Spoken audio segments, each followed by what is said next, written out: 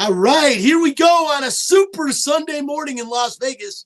I'm Brian Feldman and coming to you live from the Fox Sports Residential Bancorp studio. This is Out of Line, and we are here every Sunday morning at 8 on Fox Sports Radio, 98.9 FM and 1340 AM, flagship of the Vegas Golden Knights and sister station of Raiders Nation Radio. Also here is our social media director, Spencer the Wiz Ostrovsky. Nobody beats the Wiz. Nobody beats the Wiz. Handling the big board is producer Chris Magnum Chapman, who, aside from producing a number of shows at Lotus Broadcasting, also serves as the locker room reporter for the Vegas Golden Knights Radio Network and the UNLV football pre-game show host on our sister station, ESPN Radio Las Vegas.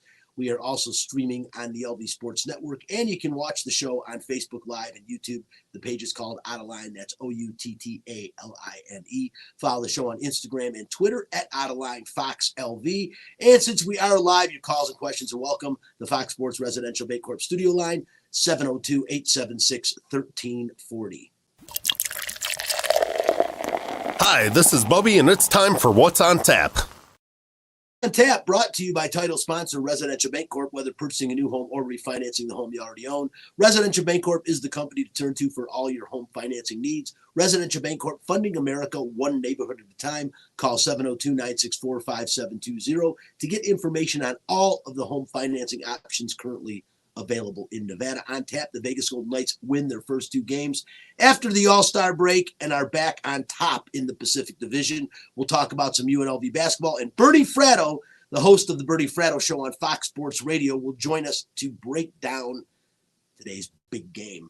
That's what's on tap. If you are looking to buy a home or to refinance the home you currently own, contact Residential Bancorp, the company that is funding America one neighborhood at a time. Call 702-964-5720 for details on current home financing options in the state of Nevada. Well, here we are again. I want to say, first off, every year Mike Jones, who is famous, when you got a play named after you in the Super Bowl, man, I think you live forever. And, of course, the play that he made was called The Tackle. When the greatest show on earth, which was at that time the St. Louis Rams, beat the Tennessee Titans in the Super Bowl, and he held Kevin Dyson about 5 to 6 yards outside of the end zone. If Kevin Dyson scores, Tennessee Titans very well win that Super Bowl. And a whole different story, Kurt Warner, 0-3 in Super Bowls.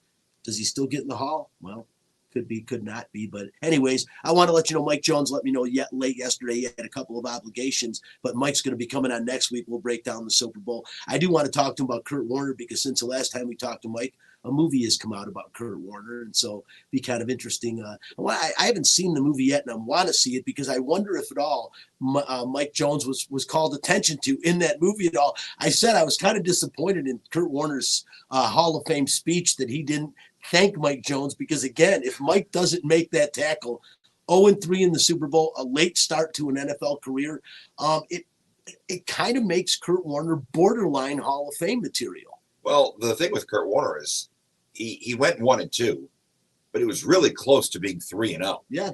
So, I think the Kurt Warner story, to me, and like you, I haven't seen the movie. I'd like to. I always liked Kurt Warner. I thought he was an amazing human being. On and off the field. So like, it's one of those things that I'm just like curious to see how they get it. But yeah, I mean, it's one of those movies where you wonder how factually accurate they get a lot of things. But yeah, I mean, I wonder, and yeah, you're right. I mean, he was very close, because if Dyson breaks that tackle, the Titans win that Super Bowl. And it's funny, right? The Rams, they've won the Super Bowl in two different cities, like the Raiders. Yeah. It's really, and when the Raiders win one here, they'll have won one in 3 cities. So let's hope that's sooner rather than later, but not before my Jets though. Or before my Lions, for God's sakes. And, Kurt Warner, a very compelling story. We've all heard variations of it. Again, I do want to see the movie to see how accurate it is. I've read so much about the guy because it's such a compelling story to play at a small school like Northern Iowa. You're playing in the I used arena. To watch those games on like Friday night. They would have them. Like Northern Iowa? No. The arena football games. Iowa Barnstormers. Yeah. I remember they play like the Miami Hooters. Well, what's crazy is too, he played behind Jake Delhomme in Germany for the, I can't think what the Galaxy or something. Frankfurt Galaxy. Yeah, I think they were the Frankfurt Galaxy. And he played behind Jake Delhomme, who also quarterbacked in a Super Bowl and lost against Tom Brady, nearly won one for the He almost won one too, yeah. But, Kurt Warner, great story. And I think he does still make the Hall as well because, when he was an afterthought, he rejuvenated his career with the Arizona Cardinals. When he went there basically to sit behind Matt Leinart and kind of teach him, kind of like what he did in New York with Eli Manning. Yeah. When Manning stepped in, and that's what he was there for. Whoa. And Leinart is a complete bust. And what does Warner do? He steps in and takes the Arizona Cardinals to, at this point, their only Super Bowl. The idea that the Arizona Cardinals have made a Super Bowl in our lifetimes when they're one of the worst organizations in the NFL. Before the Detroit Lions. Yeah. The Super Bowl. Like, the funny thing is, I think a lot of people forget that Giants team that Kurt Warner was quarterbacking, they were actually like in the playoff hunt. And they made the move. All right, Kurt, guess what? Time's up. We're going to go to Eli. And they were willing to sacrifice the season to put Eli in. Well, they knew he was the quarterback of the future. I think they did, but like I think a lot of teams, and I hate the Giants, but I think a lot of teams would not have been willing to make that move at the time because the Giants were right there. I don't think they were in the playoffs, but they were in the hunt. And they decided that, hey, you know what, it's time. And it worked out, right? Eli put his son, Tom Brady, in his pocket twice in the Super Bowl. Hi, son, how are you? Yeah, those two Super Bowl wins. I'm definitely going to put Eli in the Hall of Fame, I didn't see Tom Brady's retirement speech, but I hope he thanked his father, Eli Manning, for helping him along the way. Well, Eli Manning, his father, also kept him from stopping Mercury Morris from popping champagne every year. They win every single game all the way to the Super Bowl. The Giants are a wild card team, like the last team in, and they end up beating they went on a roll, no question about it. But yeah, Eli Manning's first Super Bowl was pretty magical. What was that, Tom Coughlin? Yeah, Tom Coughlin, and the great helmet catch by David Tyree. Yes. I mean, that was an incredible Super Bowl. And again, the New England Patriots were about to be the first undefeated team since Miami and in the 16-game era, and still hasn't happened yet. So it still amazes me that team lost. Yeah, I know. It really, especially in the Super Bowl. Randy Moss, Tom Brady. I think it was one of those things where you look at the Giants, you think, God, this is a game we're going to win. And I think that, the Giants hunkered down, took it more seriously than the Patriots did. And the Patriots just got outplayed. But again, it was a close game, and it was a ridiculous catch. That catch by David Tyree really turned the game around. What really made the difference was the Giants' defensive line. Yeah, of course. And they put Tom Brady under pressure all night. And it's one of those things where they played like a few weeks earlier before the playoffs, maybe like week 16. Oh, they would have crushed the Giants. And but they did. They played at the end of the season, and they did beat the Giants. But I think the Giants took a lot away from that game, saying, "Hey, you know what? We can put him under pressure." Yeah, I just think the Giants flew under the radar, Chris, but based on how they got in the playoffs, a wild card team that year. They kind of snuck in. Yeah. And it really bodes well. And again, it's a good segue for later on talking about the defensive front of the Giants of that team, because they were really exceptional and they did disrupt Tom Brady in the game. And a defensive front could be the difference in this game today. I know a lot of people are talking about it, but I don't think it's overstated. I think Philadelphia's defensive front, when you look at it, 3 of the 4 defensive linemen had double-digit sacks, and one of their linebackers as well. 4 players with double-digit sacks. Again, we'll talk about that later on, but that's almost unprecedented. Right now, before it gets too late and before we run too deep in the show, let's go ahead and hit nightcap, Spence. Hockey players, as you know, are warriors. They don't give up. They come to play every game. It's time for Nightcap, a cupful of the Vegas Golden Knights. From highlights to interviews to special events, the puck starts here. It actually starts back in Vegas for the first time in like 3 weeks this afternoon at T-Mobile Arena, when back in action is the Vegas Golden Knights. And it's a good way to come home after starting off after the All-Star break. Everyone said they had to get off to a good start, and they did.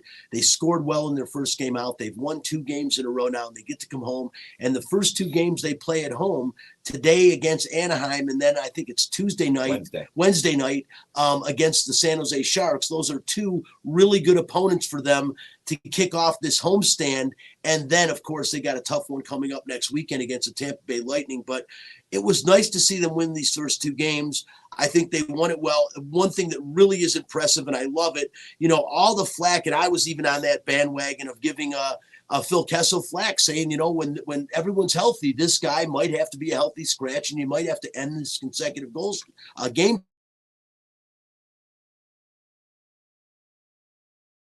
League, but Phil Kessel heard everyone saying it. The guy's got pride. He's a long-standing NHL player, a solid player, a future Hall of Famer, and he started playing hockey. He's putting the puck in the net. He's going to have double-digit goals this year again. And that line right now with Stevenson and William Carrier and Phil Kessel is really one of the top producing lines for this Vegas Golden Knights team. William Carrier, every time he scores a goal, he breaks his own personal scoring record.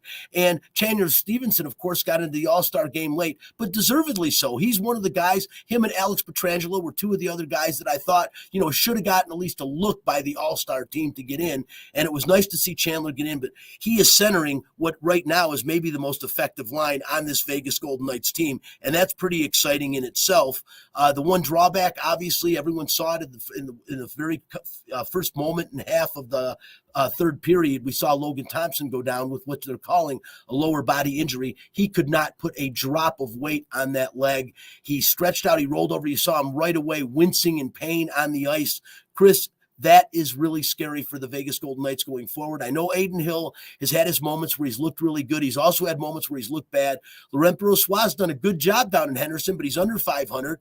He is, he's still letting goals in the net, although he does have NHL experience, which gives Bruce Cassidy, two guys that have played at this level a decent amount of games. But Logan Thompson was really kind of the glue that was meshing this team together. An all-star goaltender, that's a huge loss right now. Yeah, obviously that it's concerning when you lose an all-star goalie.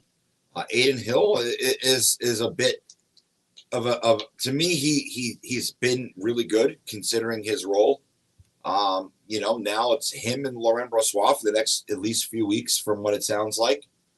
It's going to be interesting. I don't think this team makes a move at the deadline for a goalie. I feel like they're confident in both guys to be able to get the job done. Look, the reality is in a situation like this, you need your blue line to step up, right? You need your good defensive forwards to play better. They need to rally around the injury and they got their defense back. That's the first time they've got that's it. And to me, that made a very big difference getting Zach Whitecloud and Shea Theodore back in the lineup. Look, you're not going to have Mark Stone for it sounds like a long time. Maybe lucky enough to get him back in the playoffs. But that it sounds like, at least from what we've heard, that at some point Logan Thompson will be back. But for Adin Hill and Laurent Brossoit, this is an opportunity. Yeah. Both guys are unrestricted free agents at the end of the season. Both guys are going to want to take hold of this starting job. Both guys are playing for a contract next season. I think those bode well for the Golden Knights because it's now going to become a real competition. Because I know Laurent Brossoit's been really good down in Henderson. But he's got to feel a bit slighted. But he's been pushed by a kid named Jiri Patera, who every time I talk to Brian McCormick, who is the play-by-play voice for the Henderson Silver Knights, he tells me how good Jiri Patera plays and how confident that kid plays. So it may be, and you mentioned the other thing that I completely forgot about. Laurent Brossoit may have a chip on his shoulder. Like, hey, you know what? Why was I've been the number 2 gohlie for a year and a half. And all of a sudden, why was I an afterthought? Yeah. So, well, you were out for a long time. Laurent. Yes, but in his mind, maybe he felt like he played good enough in Henderson to warrant a look.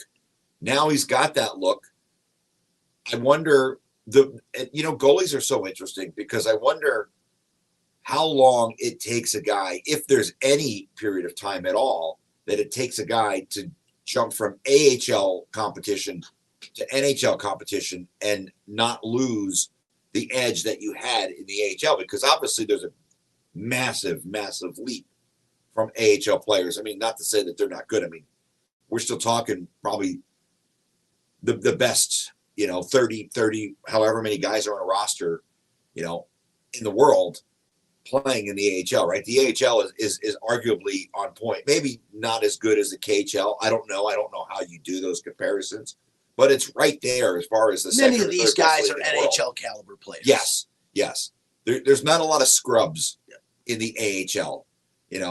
I think if you're playing at that level, you're not a scrub. I know people may look differently, but my thought process is, look, if you're playing in the AHL, you're still a phenomenal hockey player.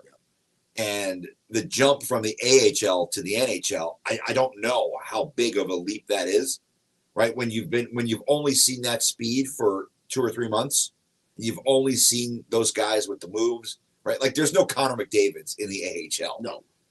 But there are a bunch of guys who are fringe NHL players. The first year of the Vegas Golden Knights, we were all, I think, surprised when Shea Theodore got sent back to Chicago, Chris. Yeah. And I remember, like I said, I've said it a few times in the show, when he got called up, which wasn't very long, it was a couple weeks into the season. He decided he was not going and back. He said to me, him and Alex Tucker. First time I interviewed the guy, right out of his mouth, I'm like, how happy are you to be up here? He goes, I'm very happy. I will never go back down. Well, that comes after a year. Love the confidence. The year before, when he was with the Anaheim Ducks organization, he basically had, he had enough, well, I won't say frequent flyer miles, and Uber doesn't give you miles for trips taken, but he built up enough miles between Anaheim and San Diego to where he probably should have just bought a house somewhere in San Clemente in the middle, because it sounded like he was back and forth multiple times, whereas I don't think Laurent Brossoit has any interest in going back to Henderson. No.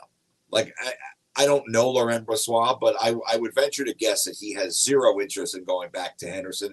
And that's not a knock on Henderson, well, right? They play in a nice arena. It's a nice place. But if Leonard doesn't, go down, I mean, and Brossoit stays healthy, he's the number one goaltender. It would have been his job for Logan Thompson to try to take. Yeah. Let's be realistic. And, unfortunately, he gets hurt too. And he's gone for all that time. It gave Logan Thompson his opportunity, and he's taken full advantage of it. Now it's Laurent Brossoit's opportunity to take that job. And, I think it's good. I think the competition, like I said, Brossoit was really pushed by Yuri Pateri down in Henderson. And I think he's going to be pushed. Him and Aiden Hill are going to push each other. And I think they're going to make each other better. But look, the reality is the Golden Knights, the last 2 games, they've scored 5 goals in each of those games. They absolutely demolish the Nashville Predators. They blow the Minnesota Wild out of the water. Marc-Andre Fleury got him taken out of the net after the second. Fleury strikes again. I felt bad for him, man. I don't. The point is he's hanging on. He's a good guy. I think the Golden Knights fans really got to look at why, Father Time is undefeated. Well, look, we could sit here and we could both be honest and say we really like Marc-Andre Fleury. I always enjoyed my interaction. I think there should be a statue put up of him at T-Mobile Arena. But you know what? At this point, he doesn't play for the Golden Knights. So you know what? If they chase him, good. Well, and after seeing him, I'll tell you, he's mentioned they're not going to look for a goalie in the trade deadline. I've joked around in the past that that's a guy you can bring in for a veteran goaltender that's looking to make one more run at the Cup. I don't think they do it. And I don't think after seeing him again, they just played against him. Well, I don't think they make a move for a goalie. I don't think they do either. But my point is, the other night, he just showed them that, no, we're not. If we make a move, it's not going to be for you. Yeah. And I mean, that's something, and he got really upset. Of course, Marc-Andre Fleury. Good. You know what? That's fine. I mean, I like the fire. Seeing the Knights frustrate goaltenders right now is what we need to see. Yeah, considering how lack of goals was an issue on the road trip, for them to come out and really just humiliate the Nashville Predators. I mean, they have, 6 shots halfway through the third period? Yeah. Not in a period, through three and 2.5 periods. I mean, the Knights are playing so good at both ends of the ice. Yeah. The one thing I want to say, Chris, wrapping this up on the Knights is, this team right now, it seems like they're getting their legs a little bit. The goaltender issue, let's hope, isn't a big deal for them. But the one thing it was nice to see in the last game they played in Minnesota, even though it was kind of a meaningless goal, to see Jack Eichel light the lamp. He has been getting a lot of shots on net. You definitely can see his elite ability to play the game, but it's not there enough. And I hope that goal, which was like his first in 10 or 11 games, I hope that goal propels him to start becoming an offensive leader in this team, because as we know, based on the surgery Mark Stone had January 31st, he is definitely going to be out. probably the rest of the regular season and maybe even the postseason. If he comes back, how good will he even be in the postseason? They need Jack Eichel to be the guy to step up in his place and score goals. Assists are great. Playing two ways is great. But again, he was here because of his offensive ability and his ability to lead by putting the puck in the net. That he's got to start doing like he did early in the season. He's got to do that on a very consistent basis. The next 3 games are at home. They're this week. Again, today they're playing the Ducks. They'll play Thursday night against the Sharks. And then Saturday will be it's a late night game against the Tampa Bay Lightning. And we'll see what happens. But they should go no worse, I don't think, than 2-1 this coming week and hold on to that first position in the Pacific Division of the Western Conference. Listen, let's move on real quick, guys. Talk some UNLV basketball. About 5 minutes, we'll have Bernie Fratto joining the show. UNLV this week, they split their games. I went and saw them play the Wyoming game. They did what I thought they would do against Wyoming. They beat them.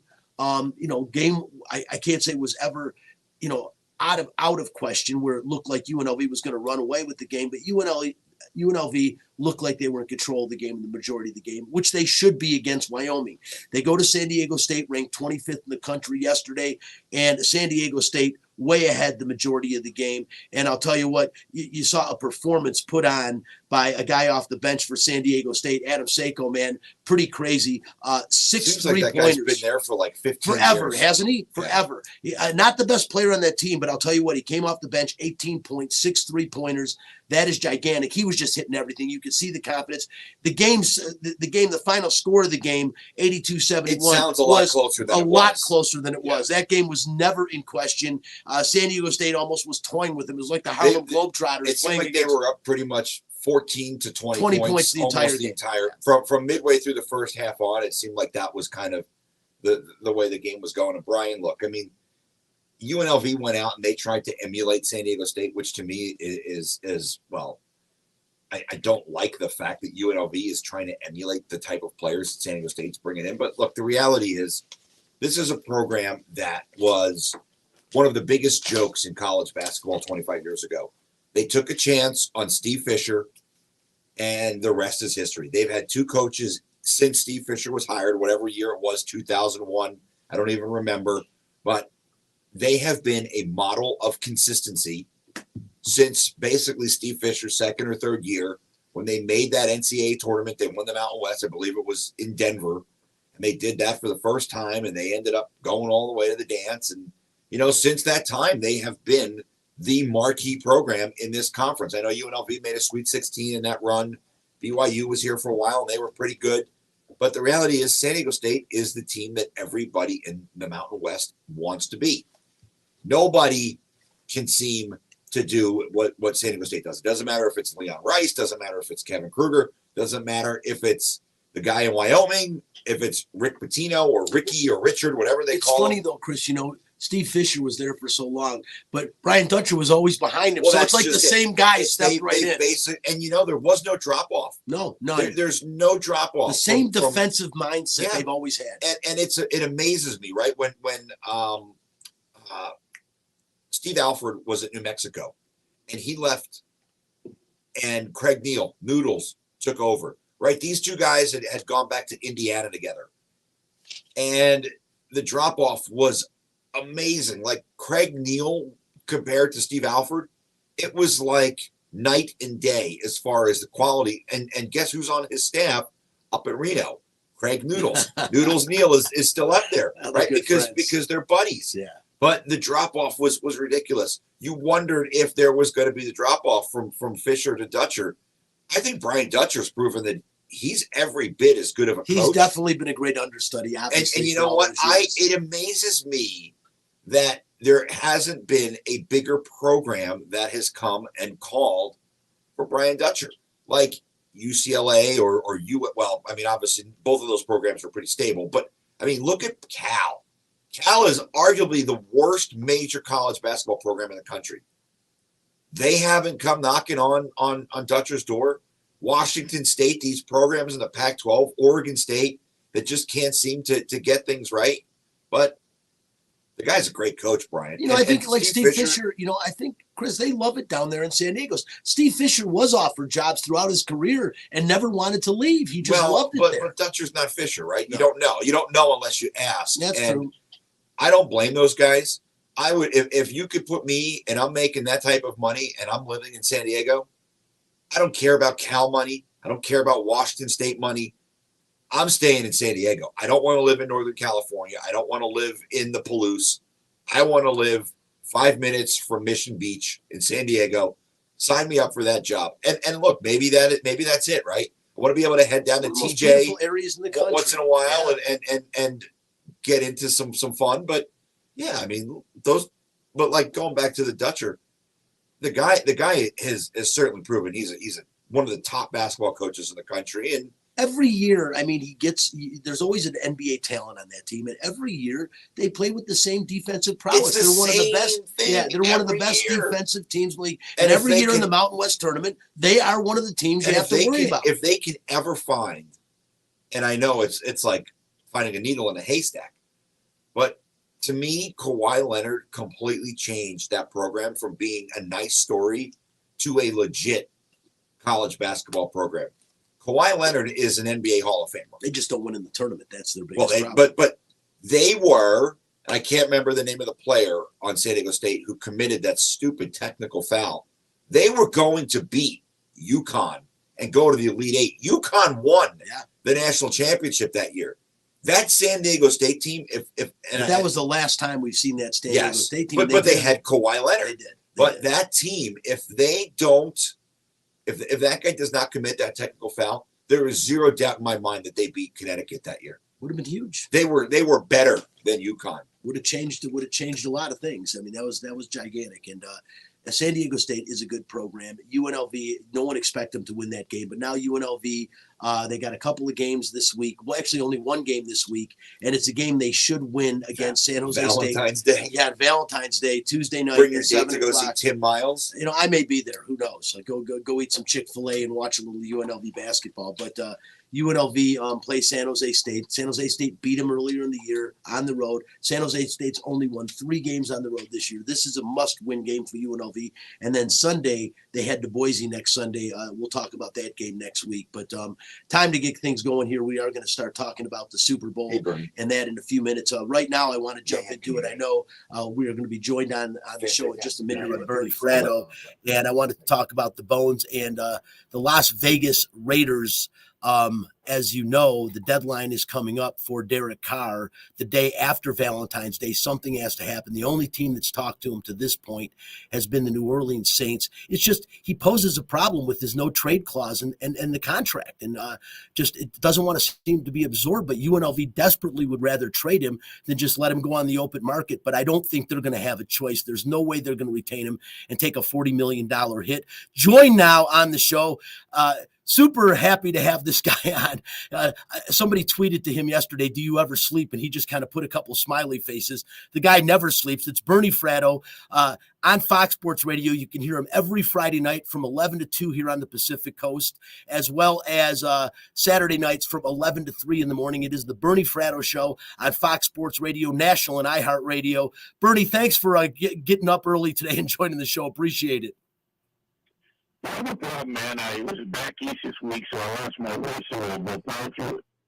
Oh, I appreciate it, Bernie. First and foremost, before we get into it, I haven't sent you any messages or anything. I was going to wait. I knew you were on the show today, but I want to wish you my deepest condolences for your mother. Really sad. I lost my mom in 2015, and my best friend, my confidant. So condolences, my friend.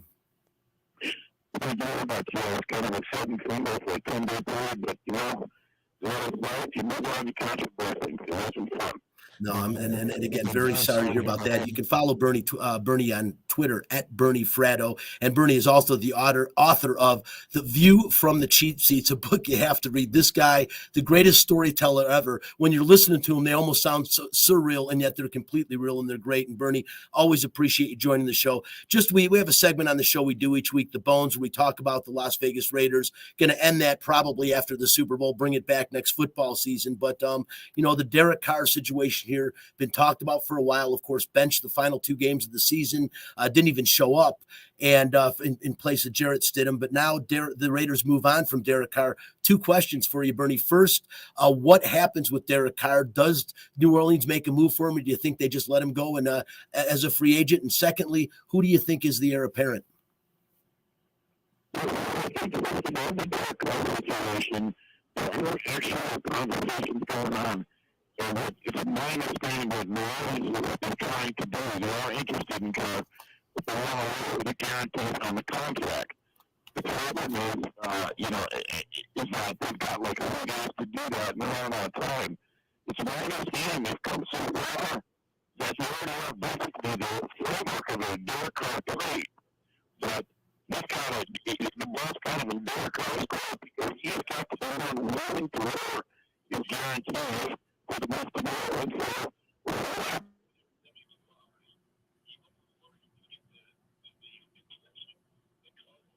so, framework of a Derek Carr trade, but he's got the ball's kind of in Derek Carr's court because he's got to be.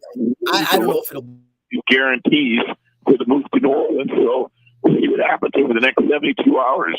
You almost wonder if you get the impression that Carr won't do that. He won't want to stick it to the Raiders. So it's something to watch, but there is genuine interest between the Saints and Carr.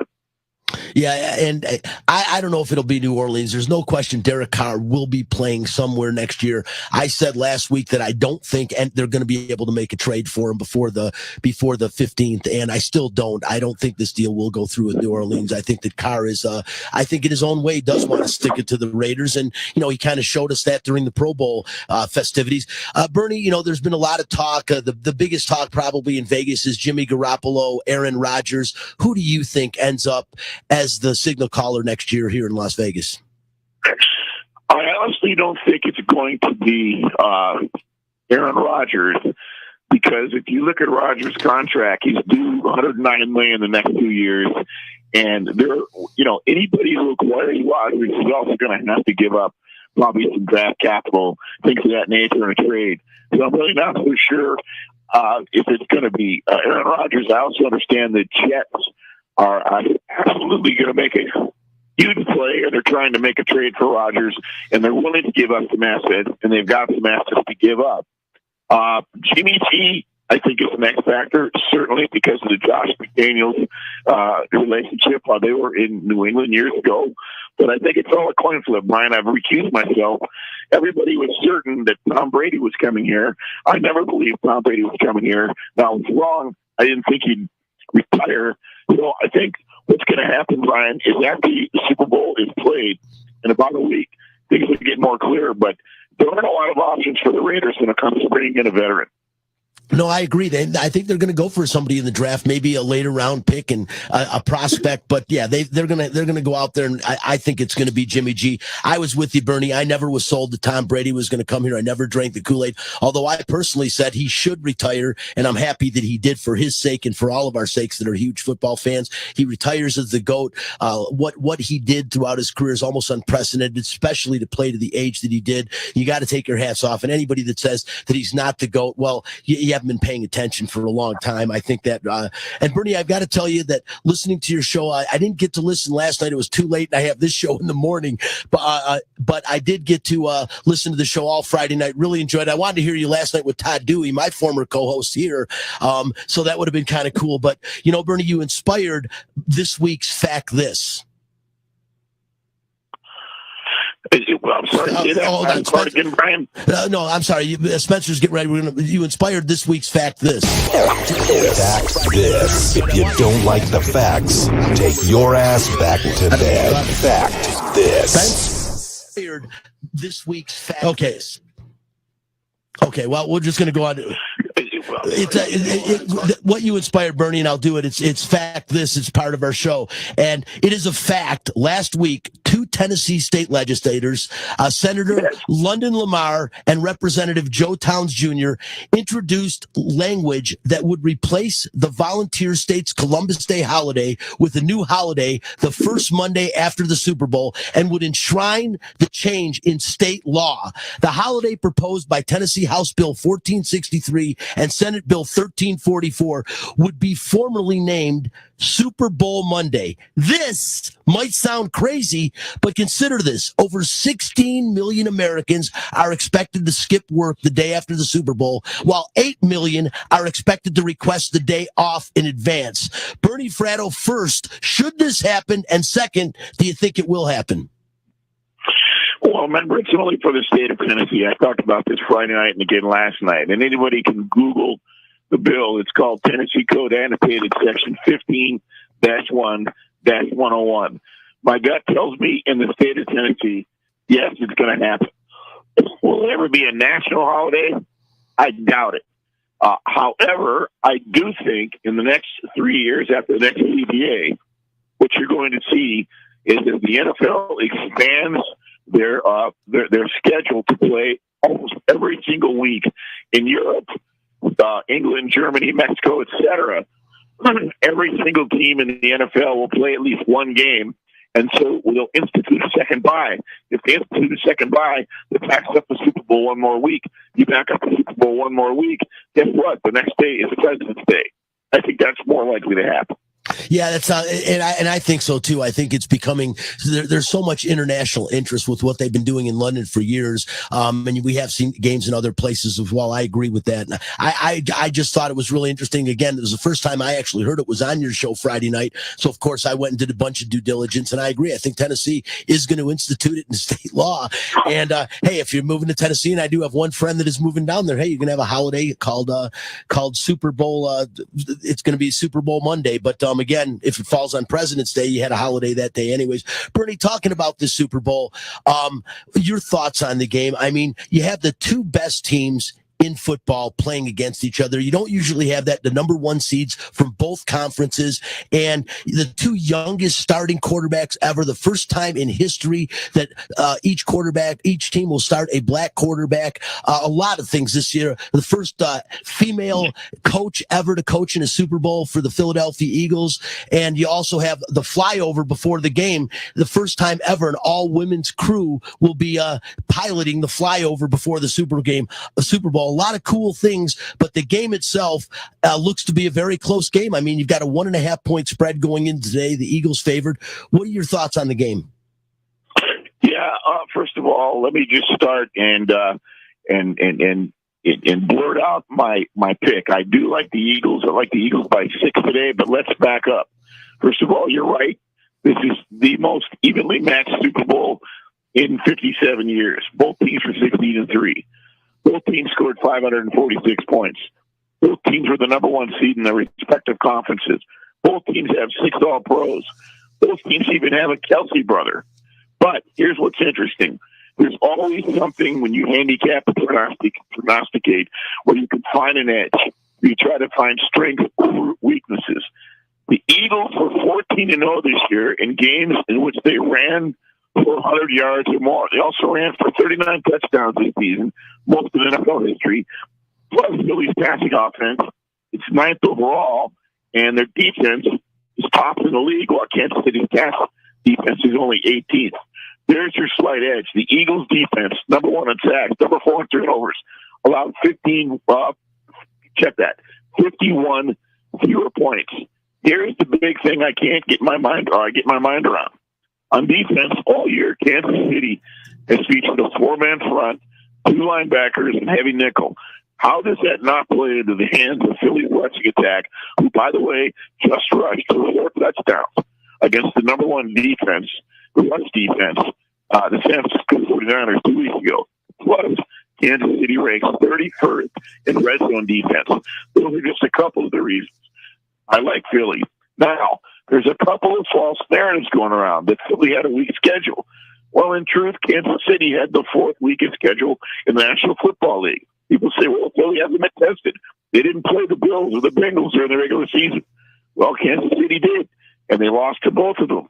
And in Kansas City's final 5 games, they played the Texans, the Broncos twice, and the Raiders. 4 of the 5 games, 1-score games, except for the final game of the year. So it wasn't exactly murderer's row down the stretch. Finally, if you look at their performance against the playoff teams, the Phillies were 7-1 versus the playoff teams, and their net yards were plus 865. The Chiefs played 10 playoff games. They were 7-3, but their net plus yards were only 222. When you add it all up, I like the Eagles for the simple reason. A lot of times you can characterize NFL teams or define NFL teams. They're usually either fast and athletic or they're tough and physical. The Eagles are both. Games are won at the line of scrimmage, barring something crazy like what I talked about last night, where Patrick Mahome makes one of his patented Jurassic Park plays to save the game. I feel the Eagles are going to beat them up. Yeah, I've said the same thing, and I'm going to talk about my pick in a little bit, but defense wins championships. I know it's the oldest adage around. One thing is, Bernie, the experience of Kansas City. I mean, they've played in this will be, 3 of the last 4 Super Bowls.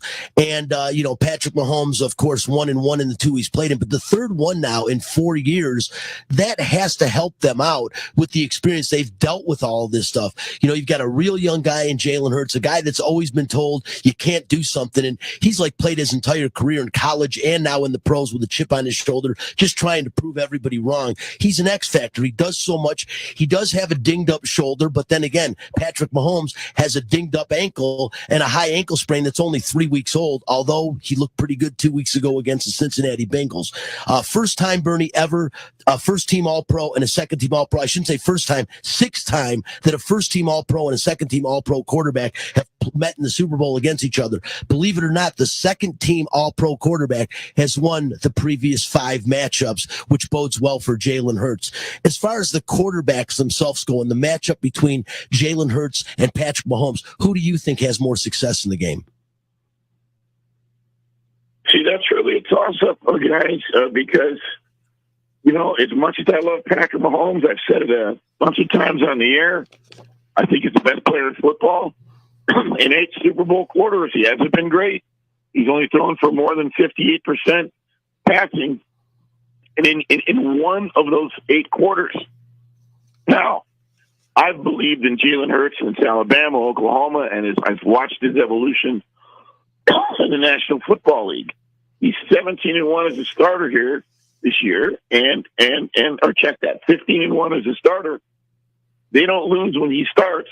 The only game they lost was to the Commanders. They turned the ball over 4 times that day. Hell, they've only trailed 140 minutes the entire season. It's not going to come down to the quarterbacks. I'm one to hear a few people saying that. It's still going to come down to the line of scrimmage, because if Philly starts to run the ball, then they're going to have to, Steve Spagnuolo is going to have to put an extra man in the box, which is going to expose. He's got a young defensive backfield, 4 rookies, but 3 rookies out of 4 of them. They're not all 100% healthy. While they played well in December, we keep hearing this about, Jalen Hurts is going to be able to throw deep. We don't know that. He's been rested for 2.5 weeks, basically.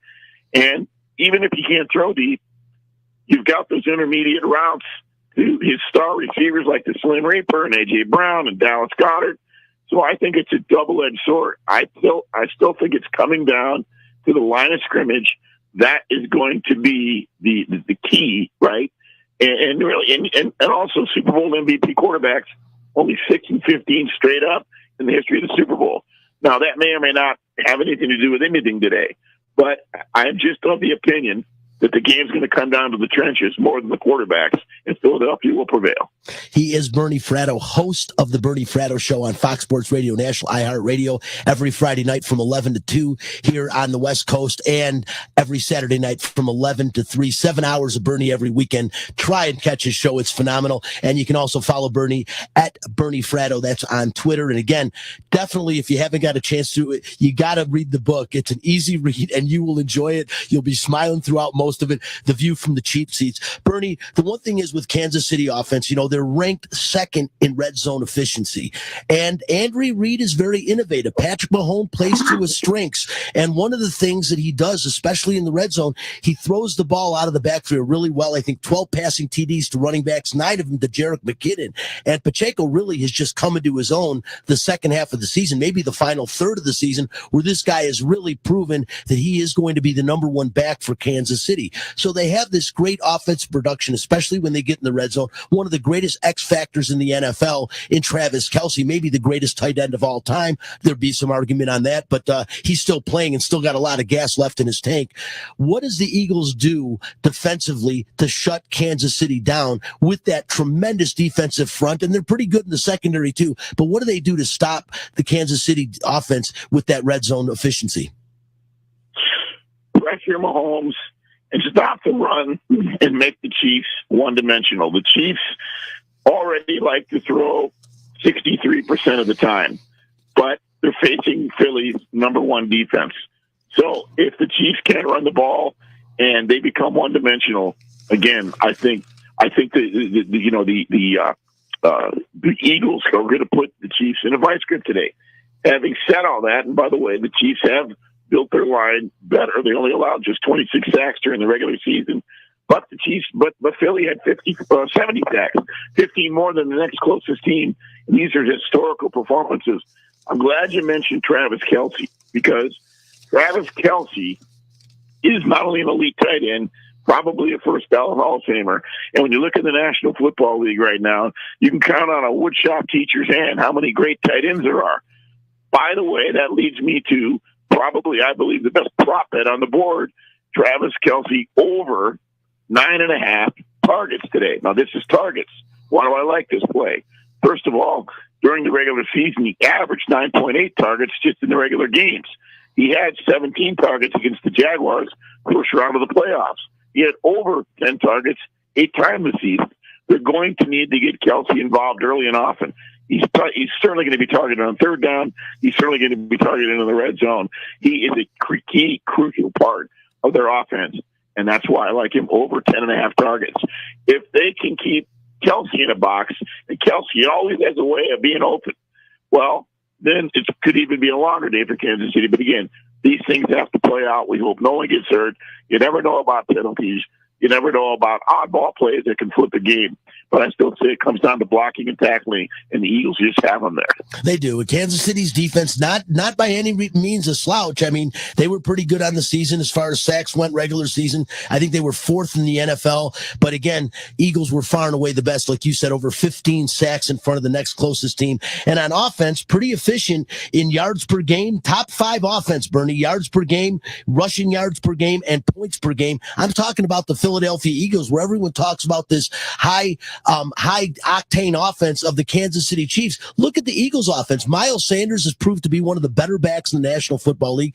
You know, with Smith and Brown, you've got 2 really good wide receivers, a great tandem there. And Goddard, you mentioned I loved your analogy of how many elite tight ends. I'm not going to say Dallas Goedert's an elite tight end, but I will say he is definitely an above average tight end and could get the job done. And then you've got Jalen Hurts, who just got done scoring more rushing touchdowns than any quarterback in the history of the game. 13 during the regular season, has 2 more now in the postseason. He is also an X factor and runs as good of an option as any quarterback I've seen in a while, Bernie. And let's not forget Kenneth Gainwell, which is my second favorite prop today. Running back Kenneth Gainwell for Philadelphia, over 11 receiving yards. Kansas City ranks 30th this year on defense when allowing catches and receiving yards to running backs out of the backfield. On the aggregate, their opponents averaged 6 receptions and 46 yards per backfield. Now, Boston Scott, he hasn't caught a pass since Moby Dick was a minnow. Miles Sanders, he doesn't catch passes out of the backfield. Kenneth Gainwell only needs to get 11 yards to get that prop to cash. What's interesting is they put up a prop against San Francisco, a much tougher defense for Kenneth Gainwell, over 10.5 yards. He exceeded it by the start of the second quarter. So there's another situation where Philly's got a weapon. There's a good-looking prop bet sitting there, right there for you, and it's just another chess piece on the field for Kansas City to defend. And their defense was reasonably respectable, but it's a 17th ranked defense. I still come back to the edge where you look for strength versus weakness, and that is where Philly's offensive line, their offense, their rush offense versus Kansas City's defense will ultimately be the edge in the game. Yeah, I would agree with you. And again, in the trenches, the games are won in the trenches, and Eagles are better on both sides of the ball in the trenches. And I think that's going to be the difference. I agree with you. I'm going to give my prediction a minute. One more time, Bernie, before you go. I know you gave your prediction already. Eagles, you said by 6. What was your final score? 30-24. It's what I've got in today's Review Journal. And that sort of implies that the game will go over the total. I did not bet the total. I'm really not so sure it's going to go over, but they threw up a score there, 30-24. I could see Kansas City scrambling at the end and being down and getting a late score. But that's just grist for the mill. 30-24 Eagles. No, I like it, Bernie, and I think they're begging you to take the under, throwing 50 points up there when a game could be a defensive struggle. And whenever I see that, I always say, man, years ago in the Giants Baltimore Ravens game, everyone was all over the under. I went over big time in that game and won a lot of money because of it. This game is not. You don't have that good of a defense in this game, but I still think this game screams at you to take the under, which always scares the hell out of me, and I'm staying away from that again. Once again, he's Bernie Fratto, the Bernie Fratto Show, every Friday night, 11 to 2, and every Saturday night, 11 to 3 in the morning, and that is on Fox Sports Radio, National iHeartRadio. Follow Bernie on Twitter at Bernie Fratto, and again, check it out, The View from the Cheap Seats, Bernie Fratto, the author. Bernie, appreciate you taking the time to join the show.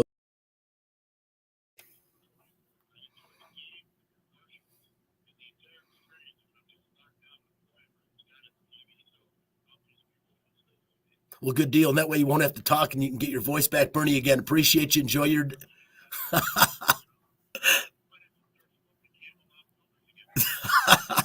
He is Bernie Fratto. We appreciate you, Bernie. Thanks so much. Absolutely. All right, guys, just a few minutes left to wrap up the show, and I want to get everyone's opinion, of course, on the Super Bowl. And both you guys, if you haven't checked out The View from the Cheap Seats yet, you got to see it. Bernie is a man of stories, a man of cliches. Since Moby Dick was a minnow, I'm gonna have to write that one down and find a way to use that in the future. Love having Bernie on the show, and again, great show on Fox Sports National. Finally got his dues, and I'm so happy for the guy because he is tremendous at what he does, and I've been saying that for years and years. Spencer, I'll start with you in the other room. Tell me your take on the Super Bowl and your prediction. I'm going to take the Eagles, and I'll take them on an alt spread up to 7 points. That's my prediction for the game. Eagles on an alt spread up. Well, give me a score. I'm terrible at over-unders, but I could see like a 34-27 type of game, for the Eagles there. Gotcha. I think that is a good call, Spencer. I think it's funny. I think sensible money is going on the Eagles, but that Kansas City team and Patrick Mahomes, the experienced Travis Kelce, people just can't stay away from that. It's too tempting. Mags, where are you going with it? Well, I'm not going to discount the horrific officials in the NFL angle here. The Chiefs were gifted the win against the Bengals, and I'm not saying that the call on Pat Mahomes was wrong. It was the right call. The problem was the stupid refs in the NFL who always seem to insert themselves in big situations absolutely allowed Joe Burrow to get obliterated, and they didn't throw the flag. The refs and the Kansas City Chiefs are going to beat the Philadelphia Eagles. The NFL wants Pat Mahomes to be their poster boy. They want Pat Mahomes to win this game. Kansas City's going to win this game. I feel sick because Chris Wynn also thinks Kansas City's going to win this game, but I just see the referees inserting themselves and becoming the story, which is so often the case in these games. At some point, a stupid call will go in favor of Kansas City. That's wrong, and the Chiefs are going to benefit. Kansas City's going to. You know what? I just say bet the under. Throw it out there. Give me a score. I'm going to say Kansas City wins 23-16. All right, 23-16, and I'm going to stick with it. Like I said earlier, defense wins championships. 68 sacks on the season. Add 8 more in the postseason. This defense is relentless. They didn't miss anything. One of their top defensive linemen goes down, and what happens? They go out and get the Ndamukong Suh in Week 10, and he is playing with the biggest chip on his shoulder he's ever had, wanting that second Super Bowl ring. Of course, he got one with the Tampa Bay Buccaneers the year Tom Brady won it a few years ago. But this defense of the Philadelphia Eagles is no joke. Are they one of the most elite defenses of all time? I can't say that, but look at the amount of sacks they've had. 4 guys in double-digit sacks. That's never happened before. watch out for this team. And again, the offense of the Philadelphia Eagles, very underrated. When I say underrated, nobody's talking about the weapons that this team has in Miles Sanders. Bernie talked about the other running back, and you've got two great wide receivers, Dallas Goedert, and of course, Jalen Hurts, man, a guy that is able to put the ball in the end zone either with his feet or with his legs. He's that good. I say final score, I've got Eagles 28, Kansas City Chiefs 27. Don't hate me. And I love that prop bet. Juju Smith-Schuster, 18-1 to score the first touchdown. I like anything over 15-1 is great. Listen, we're out of time. I want to thank Bernie Fratto, Chris Magnum Chapman, and of course, the man that makes things work in the green room, Spencer, the Wiz Ostrowski. I'm Brian Feldman. This is Out of Line. We'll be back next week with Mike Jones to break down the Super Bowl that is today in a few hours. We'll see you next week. Bye-bye.